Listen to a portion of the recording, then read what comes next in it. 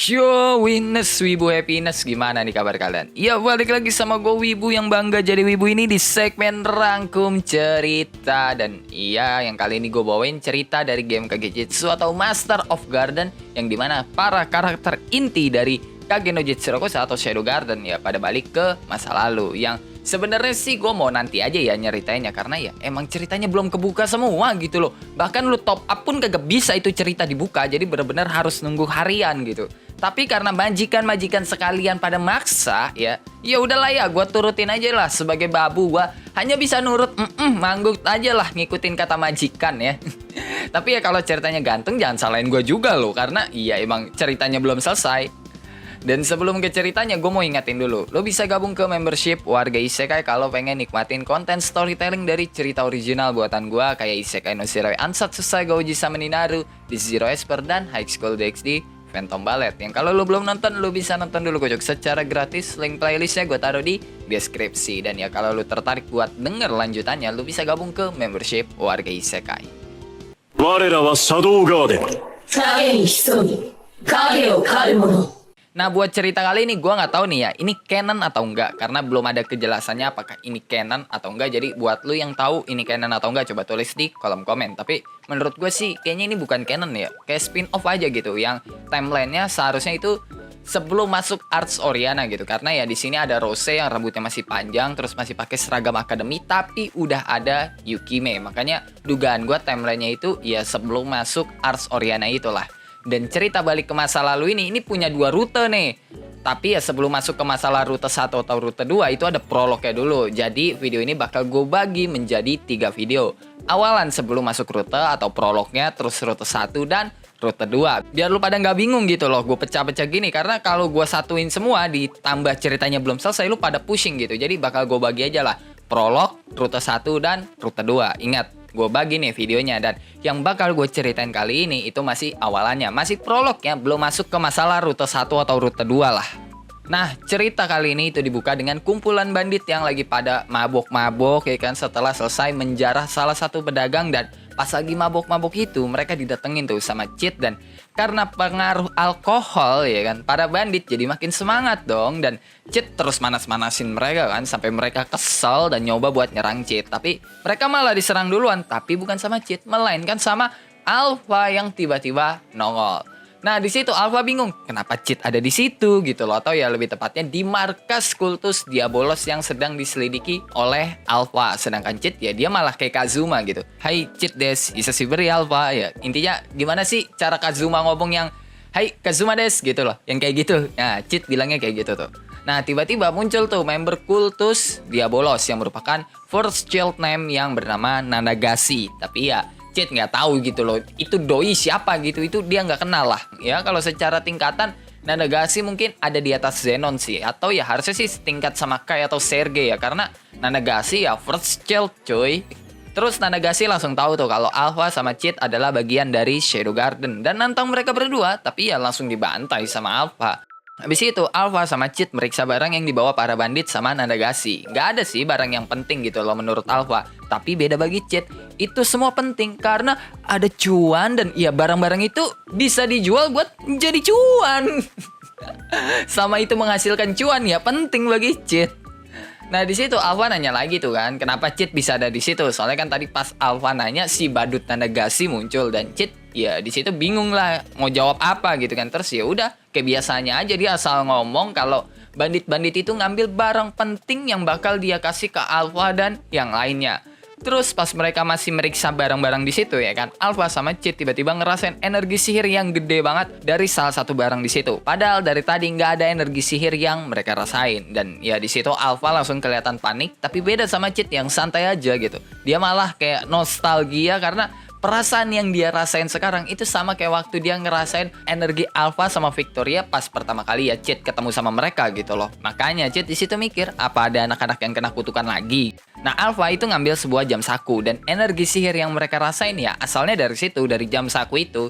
Dan Alpha ngira kalau jam saku itu adalah artefak, sedangkan Cheat dia cuma bilang wow gitu doang gitu, pakai nada yang datar gitu kan. Terus Alpha berkesimpulan kalau Nanagasi dan bandit-bandit tadi itu saling berhubungan. Terus para bandit itu pengen ngasih jam saku itu ke Nanagasi, dan Nanagasi bakal ngebawa jam saku itu ke kultus biar dia bisa menjadi salah satu Ron Diabolos. Dan tiba-tiba Alpha langsung kaget dan langsung berkesimpulan kalau Cid udah tahu semuanya. Soalnya kan tadi Cid bilang dia di situ karena tahu bandit-bandit itu ngambil barang penting gitu loh, yang mana barang itu bakal Cid kasih ke Alpha, dan Alpha yakin kalau barang yang dimaksud sama Cid iya jam saku itu gitu loh. Dan kayak biasa Alpha langsung memuji-muji Cid yang tahu segalanya gitu kan, sampai bisa menggagalkan rencananya Nanagasi gitu. Dan ya Cid cuma iya-iyain aja udah, walaupun dia nggak paham ya Alpha ngomong apaan gitu loh.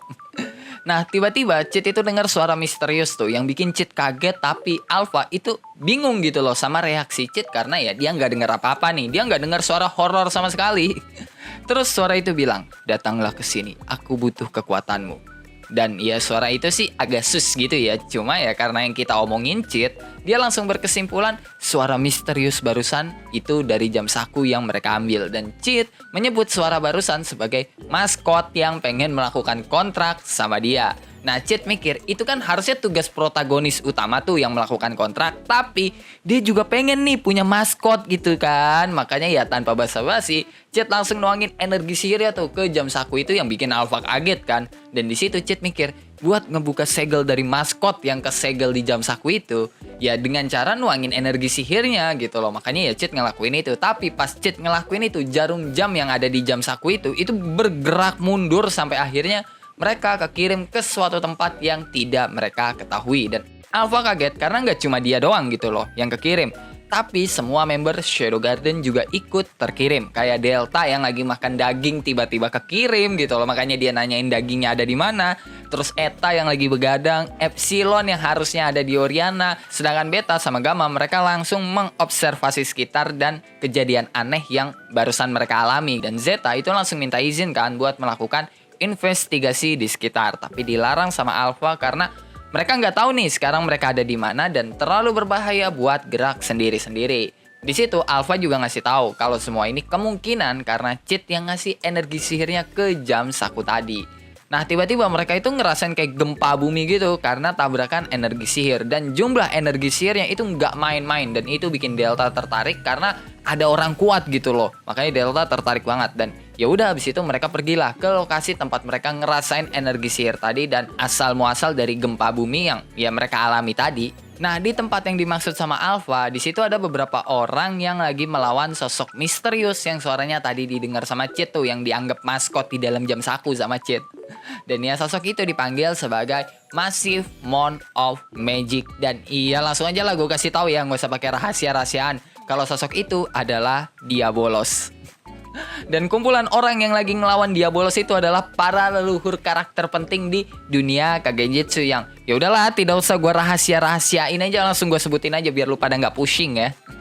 Di situ kayak ada leluhurnya Beta tuh yang bernama Duet, terus ada leluhurnya Epsilon yang bernama Pente, ada leluhurnya Alpha yang bernama Oliver, ada leluhurnya Zeta yang bernama Lily, dan ada leluhurnya Alexia yang bernama Freya. Di video kali ini yang penting cuma mereka-mereka doang ya. Dan buat Olivier, Lily, sama Freya kayaknya lu udah pada tahu kan kalau mereka adalah 3 hero di dunia Kagenjitsu. Dan ya gue juga udah pernah bikin video tersendiri soal mereka bertiga. Tapi ya harus gue tekan ini. Di sini ya kan, orang yang dikirim ke masa lalu selain Alpha itu belum tahu soal leluhur mereka. Yang lain ya nggak tahu lah intinya. Kalau Alpha kan dia emang udah tahu jika dia adalah keturunan Olivier.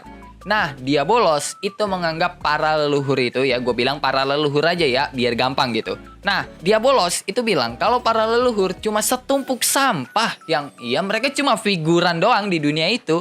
Dan selain ngelawan Diabolos, para leluhur itu juga ngelawan pasukan vampir yang nyulik berbagai orang buat diperes darahnya. Jadi kayak ternak gitulah gitu loh bagi para vampir. Cuma Diabolos ngasih tahu gitu loh, kalau para vampir ya cuma setumpuk sampah, sama aja kayak para leluhur gitu. Sekalipun jumlah mereka bertambah juga ya nggak penting-penting banget gitu loh. Nah di situ Oliver bingung, bertambah apanya yang bertambah? Dan tiba-tiba nongol lah di situ Yukime, Claire, Rose, Victoria, dan Alexia yang juga ikut kekirim ke masa lalu, yang bikin Oliver curiga dong mereka itu siapa ya kan.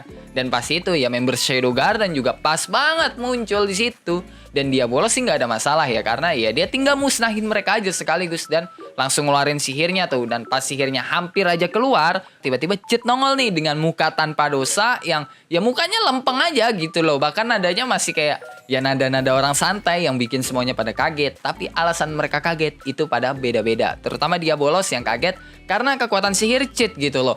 Soalnya ya walaupun Cid udah menekan kekuatan sihirnya ya kan, dia bolos itu masih bisa ngerasain, makanya dia ngerubah serangannya yang tadinya buat musnahin semua orang di situ. Serangan itu difokusin ke Cid doang tuh dan tiba-tiba ya mereka semua kepental. Nah, serangan barusan gak ada dampak apa-apa ke yang lainnya, tapi ke Rose, Alexia, dan Claire itu pada pingsan mereka. Cuma di situ mereka semua langsung pada kaget karena Cid hilang dan orang pertama yang sadar adalah Delta. Ya kalau Delta aja udah nggak bisa nyium baunya Cid ya kan, berarti Cid udah benar-benar hilang nih dari sekitar situ dan mereka langsung pada shock. Tapi di situ Alpha sadar energi sihir Cid ada di dalam dia bolos karena Alpha bisa ngerasain energi sihirnya Cid ada di situ dan Freya bilang kalau itu adalah salah satu kekuatan dari dia bolos buat menyerap kekuatan orang lain yang punya energi sihir. Dan berhubung Cid punya energi sihir yang gila-gilaan, ya diambillah itu energi sihirnya Cid sama dia bolos. Dan dia bolos itu bisa menggunakan energi sihir yang telah dia serap dan juga bisa menggunakan kekuatan dari energi sihir itu. Yang berarti di sini dia bolos bisa menggunakan energi sihir dan kekuatannya Cid.